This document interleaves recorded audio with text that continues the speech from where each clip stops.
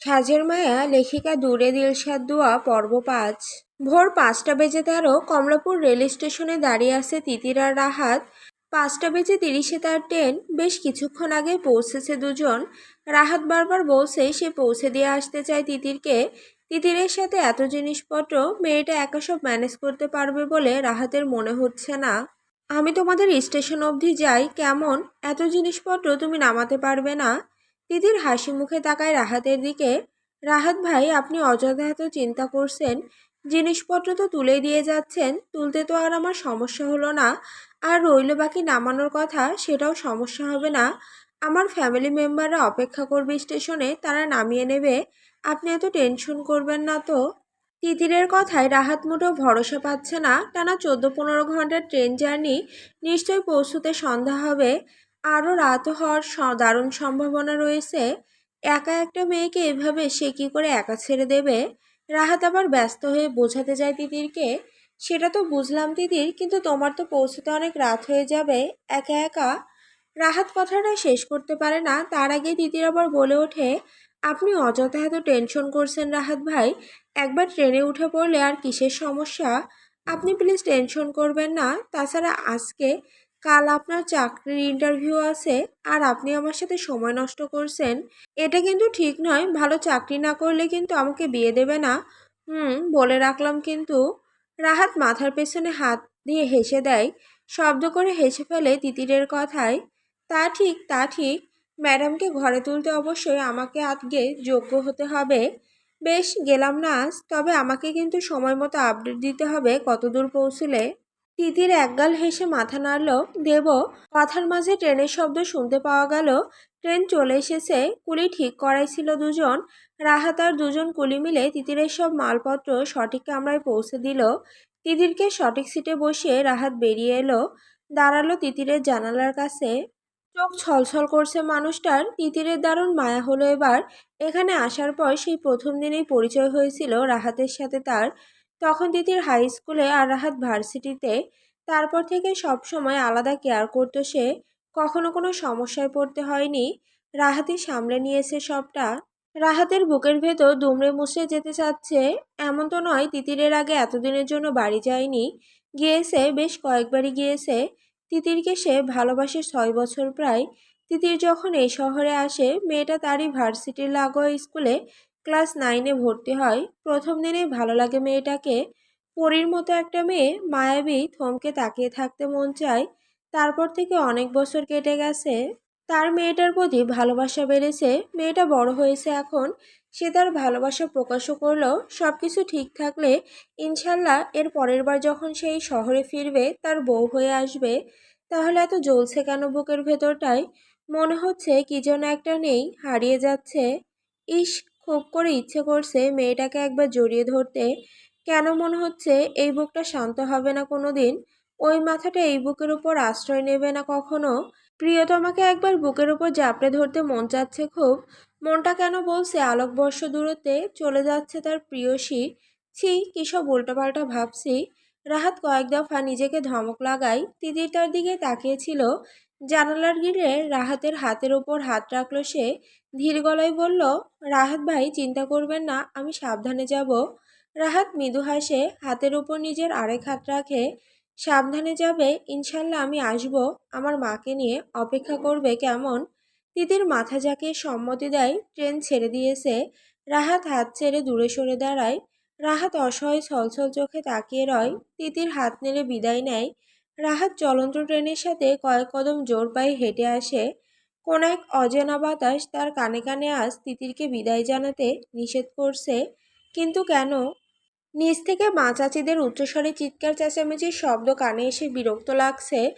অসময়ে অস্বাভাবিক হাঁক ডাকের কারণ বুঝল না ঈশান। ঘুমটা ছুটে গেল। কপাল কুঁচকে সিলিংয়ের দিকে তাকিয়ে রইল কিছুক্ষণ। বাড়ির সবাই একসাথে মেতেছেটা কি নিয়ে? আজ শুক্রবার, সবাই বাড়িতে। এর জন্য কি? না, তাও তো এত সকালে এত শোরগোল হবার কথা না।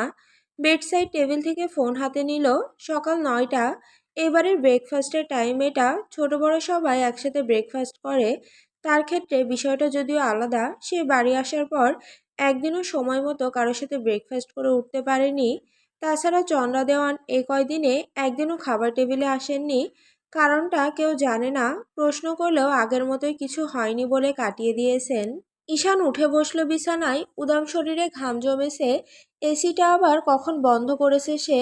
হাত বাড়িয়ে এসি অন করলো, দুহাতে মাথা ভর্তি চুলগুলো পেছনে ব্যাক ব্রাশ করলো কয়েকবার। গায়ের চাদর সরিয়ে উঠে দাঁড়ালো, ফ্রেশ হয়ে নিচে গিয়ে দেখবে সকাল সকাল এত কিসের হই হুল্লোড়। আধ ঘন্টায় ফ্রেশ হয়ে টি শার্ট পরে একদম ফিটফাট হয়ে নিচে নামার জন্য পা বাড়ালো। দরজা খোলার আগেই দরজায় জোরে জোরে করাঘাত পড়তে শুরু করলো। শব্দ শুনেই বোঝা যাচ্ছে বাচ্চাগুলোর কাজ।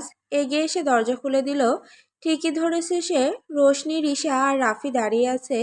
তাকে দরজা খুলতে দেখে এক একটা ঝাঁপিয়ে পড়লো তার উপর।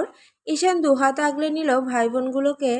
নরম গলায় জিজ্ঞেস করলো, বাড়িতে মাছের বাজারে তোরা নিশ্চয়ই বিক্রেতা? তিনজনের কেউ বুঝতে পারলো না, ফ্যালফ্যাল চোখে তাকিয়ে রইল। আজ তো মাছ রান্না হবে না বড় ভাইয়া, মাংস রান্না হচ্ছে, বিরিয়ানিও হচ্ছে। ছোট আপুর আবার মাংস পছন্দ কিনা। রোশনির কথায় চোখ কুঁচকে তাকালো ঈশান। কিছু জিজ্ঞেস করার আগেই বাড়ির বড় বিচ্ছু দুটোকে ছুটে আসতে দেখা গেল। নুরি আর নিশি একসাথে এসে দাঁড়ালো তিনজনের পিছনে, মুখে একগাল হাসি। তাদের দুজনকে হাসতে দেখে ঈশানও ভ্রু উঁচু করে প্রশ্নাত্মক ভঙ্গি করল। তিতির আসছে ভাইয়া, ওরা তিতিরের কথাই বলছে। নুরির কথায় বিস্মিত হলো ঈশান। তিতিরের কথাটা ভুলেই গেছিল সে। তার যে আরেকটা বোন আছে এটা মাথা থেকে বেরিয়ে গেছিল। মনে থাকবেই বা কিভাবে? একই বাড়িতে থাকলেও বিগত 8-10 বছরে তাদের 8-10 বারও দেখা হয়েছে কিনা মনে পড়ে না। তার আগেও বাড়িতে যখন থাকতো তারা ছোট ছিল অনেকটা, মেয়েটা বাকিগুলোর মতো চঞ্চল ছিল না কোনো কালেই। সে নিজেও হই হুল্লোড় করতো না। যে ভাই বোনগুলো তার কাছে আসতো তাদেরই সময় দিত, বাকিদের কাছে নিজে গিয়ে কথা বলা হতো না। বাড়ি ভর্তি সব ভাই বোনগুলোই ঈশানের দারুণ ভক্ত। পেছন পেছন ঘুরতো সবসময়, শুধুমাত্র তিতির বাদে। তারপর ঈশান কলেজে ওঠার পর হোস্টেলে চলে গেলে বছরে 2-3 বার যা বাড়ি আসতো, 2-1 দিনের জন্য তিতিরের সাথে দেখা হতো না বলাই চলে। এবারও একই রকমভাবে এসে না দেখে ওর মাথা থেকে বেরিয়ে গিয়েছে তিতিরের ব্যাপারটা। ঈশানের চুপ করে থাকা দেখে নিশি এসে হাত ধরে টানলো নিচে যাওয়ার জন্য। ভাইয়া চলো ব্রেকফাস্ট করব। পাশ থেকে নুরি এসে আবদারের গলায় বলল, ভাইয়া আমরা কিন্তু বারবিকে আনতে স্টেশনে যাব বলে দিলাম। বড় বাবা নিষেধ করেছে কিন্তু আমরা যাবই, তুমি রাজি করাবে? তিতিরটা দেখতে পুতুলের মতো, বাড়ির সবাই কম বেশি আলাদা আলাদা আদরের নামে ডাকে। কেউ বারবি, কেউ পুতুল, কেউ মণি, সবার ভীষণ আদরের। ঈশানও মাথা নাড়ল। হুম, সবার এত যাওয়ার দরকার কি? কেউ একজন গিয়ে নিয়ে আসুক। তাছাড়া বাড়িতেই তো আসছে, স্টেশনে গিয়ে বসে থাকতে হবে কেন? ঈশানের কথা একজনেরও পছন্দ হলো না। রিশা মুখ ফুলিয়ে জবাব দিল, বারে কাল ছোটপুর জন্মদিন কিনা। বড় বাবা বলেছে রাস্তায় কি একটা প্রবলেম, ছোটপুর ট্রেন আসতে আসতে অনেক রাত হবে। আমরা তো চাচ্ছি রাত 12টা বেজে যাক, আমরা স্টেশনে গিয়ে সারপ্রাইজ দিব। ঈশান বিচ্ছুগুলোর প্ল্যান শুনে হতাশায় মাথা নাড়ে। মাথা না আর কিছু, সামান্য সারপ্রাইজ দিতে এরা নাকি চাইছে রাত 12টা বাজুক রাস্তাতেই, ভাবা যায়।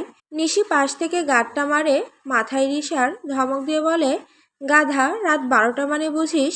ও একা একটা মেয়ে ট্রেনে উঠেছে ভোরে, যদি এত ডিলে করে পৌঁছায় ভয় পাবে না ও? ও কতটা ক্লান্ত হয়ে যাবে বুঝিস? রিশা বিষয়টা বুঝতে পেরে মাথা ঝাঁকালো। সত্যিই তো ছোটপুর জন্য কষ্টই হচ্ছে। ঈশান সিঁড়ি বেয়ে নামতে থাকে, দু পকেটে হাত গুজে। দুহাত দুপাশ থেকে নিশি আর নুরি ধরে আছে, বারবার ঝাঁকাচ্ছে যেন নিচে গিয়ে বড়দের রাজি করায় রাতে তিতিরকে আনতে যাওয়ার জন্য।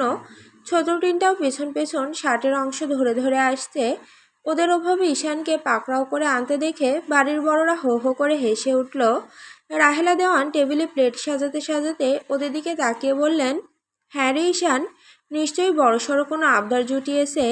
ঈশান মাথা নাড়ে এসে বসে ডাইনিং টেবিলে। ভাইদের দিকে তাকিয়ে বলে, এখন বস, যখনকার বিষয় তখন দেখা যাবে। সবগুলো হাততালি দিয়ে উঠল, এসে বসলো যার যার আসনে। বড় ভাইয়া যখন বলেছে তার মানে নিয়ে যাবেই। ঈশান আশেপাশে নয়নকে খুঁজল, সবাইকে দেখতে পেলেও নয়ন নেই। মেজমার দিকে তাকিয়ে প্রশ্ন করল, মেজমা, নয়ন কই? মেজগিন্নি তখন গ্লাসে পানি ঢেলে দিচ্ছিলেন।